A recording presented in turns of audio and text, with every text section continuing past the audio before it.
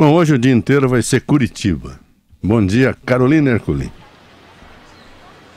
Muito bom dia, Joseval. Bom dia a todos. Falamos aqui de Curitiba, da frente do prédio da Justiça Federal, onde vai acontecer às 2 da tarde a oitiva, o depoimento do ex-presidente Lula ao juiz Sérgio Moro. A gente consegue ver que há um isolamento muito grande e o que o Sérgio Moro já disse é que ninguém vai entrar lá com nenhum tipo de aparato celular, nenhum tipo de comunicação, nenhuma transmissão ao vivo vai ser feita, até porque o Moro até proibiu celulares, nenhuma audiência, nenhuma comunicação vai ser feita pelo Twitter, por exemplo, como aconteceu da última vez em que os advogados, por exemplo, passaram as informações que estavam acontecendo pelo Twitter e todo mundo estava sabendo o que estava acontecendo do lado de fora. Então, portas fechadas, expediente foi suspenso, tudo foi adiado, só Moro, defesa, promotores, representantes da OAB, servidores e Lula. 2 câmeras vão ser usadas, uma vai estar focada no Lula e a outra com plano geral. E aí eu vou pedir para o Letchares dar uma geral também para a gente acompanhar o bloqueio.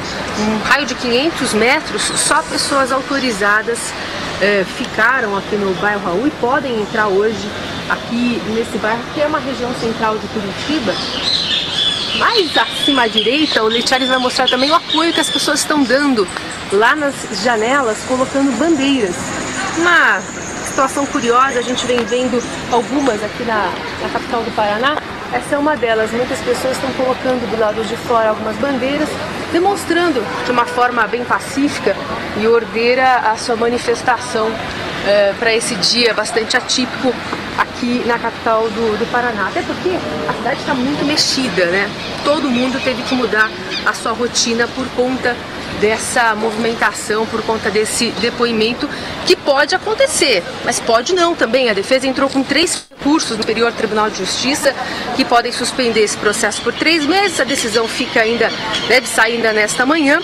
E vocês devem estar se perguntando cadê o público, né? O público, ao longo do jornal a gente até vai dar um giro pela cidade para mostrar para vocês o que está acontecendo. Aliás, o que tem de ônibus pela cidade circulando é bem close também. Eles não param de chegar, as estradas estão bem sobrecarregadas. A Regis Bittencourt tem vários pontos de lentidão, as entradas da cidade estão bem sobrecarregadas, mas o público está bastante dividido, até por conta desse bloqueio grande que tem por aqui. Então as pessoas ficaram muito longe. De nenhum ponto desse bloqueio é possível ver o prédio da Justiça Federal. Então há dois pontos de concentração. Um deles fica na Praça Santos Andrade, em frente da Universidade Federal do Paraná. Lá, durante todo o dia, vão haver eventos culturais, segundo os apoiadores de Lula.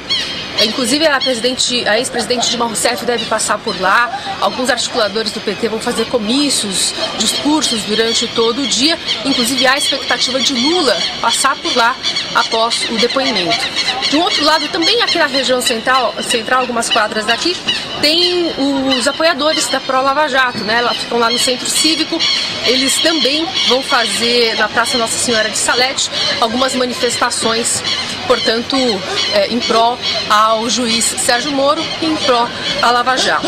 Portanto, a gente vai ficar acompanhando toda a movimentação aqui na cidade, trazendo algumas curiosidades, o que a gente tem observado desse dia bastante atípico para a capital paranaense e trazendo a atualização do que no final das contas o Lula vai dizer sobre o triplex no Guarujá e a sua relação com a construtora OAS.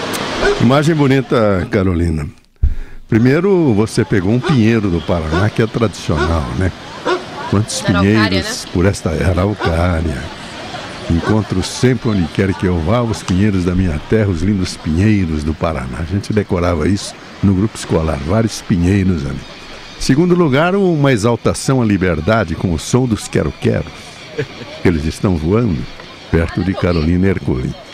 Em terceiro lugar, eu quero destacar, professor, que é um fato excepcional praticamente uma audiência a portas fechadas. Não será assim, será a portas abertas, mas restrita a meia dúzia de pessoas. O réu, o advogado, o promotor, o escrevente e 2 ou 3 pessoas que vão participar do ato.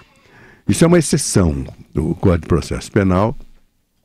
Lá atrás, Ele exigia que as portas fossem abertas e houvesse absoluta publicidade. O mais terrível facínora chegava escoltado, algemado, chegava na ponta da mesa, o réu fica na ponta da mesa, né?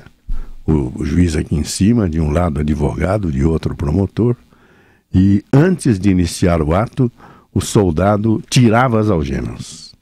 E o mais terrível facínora se postava diante do juiz com as mãos livres, evidente que com o soldado do lado.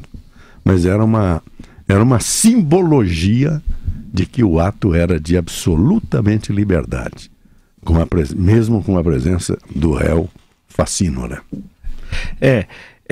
Eu gostaria de destacar que como é que fica por que aconteceu tudo isso? Isso, algo que é um rito, algum momento do processo, algo absolutamente normal, virou uma guerra, um cenário de guerra. Basta ver a mobilização da Polícia Militar, da Polícia Federal na região, na cidade de Curitiba, por causa do criminoso Lula. Ele instigou, atacou, inclusive por isso ele já poderia estar preso até, né, por tudo que ele falou, né, antes da audiência, tudo que foi preparado, e essas medidas chicaneiras aí que vai andar tudo errado, a defesa dele é um verdadeiro desastre, né, jurídico, querendo transformar um processo em um processo político, como se ele estivesse sendo perseguido, como se nós não tivéssemos... O papel de vítima é o pior, né, professor? Vítima, como nós não tivéssemos uma Constituição que garante pleno direito à defesa, etc. Tudo isso que ele sabe, ele foi deputado constituinte. E aí você pode me perguntar, o que ele fez na Constituinte? Consulte os anais. Eu respondo, nada. Ele desaparecia das sessões, não comparecia, não falava nada, só tomando todas e saindo com o Bernardo Cabral, acompanhado de moçoilas. Todo mundo sabe isso, eu posso até dar os nomes que eu conheço. Eu estava fazendo um levantamento da Constituinte um dia, não vou fazer mais um trabalho histórico, não no campo jurídico, mas como é que se construiu a Constituição. E aí tem todas as grandes histórias dele e tal. É um sujeito baixo, né? Causa asco, nojo. Não é nenhum debate político é possível travar com uma pessoa desse nível. Aí eu fico perguntando, eu quero saber dos custos. Já falei do MST, acho que o Boulos tem que estar lá. Se não tiver o Boulos, não tem graça. Claro que ele está lá. Está lá também a CUT, pelegos em geral, desses movimentos sindicais traidores à classe trabalhadora. E eu estimei, se cada um gastar R$200, custo em pagamento pela participação, o Prolabore. Manifestante no Brasil tem Prolabore. Custo de alimentação, transporte e 2 dias, alguém paga. Se efetivamente são 40 mil... 200 vezes 200 dá 8 milhões. Por outro lado, Dilma foi lá. Com que dinheiro a Dilma foi? Sabe com que dinheiro, ouvinte? Com o meu, com o seu, com o nosso.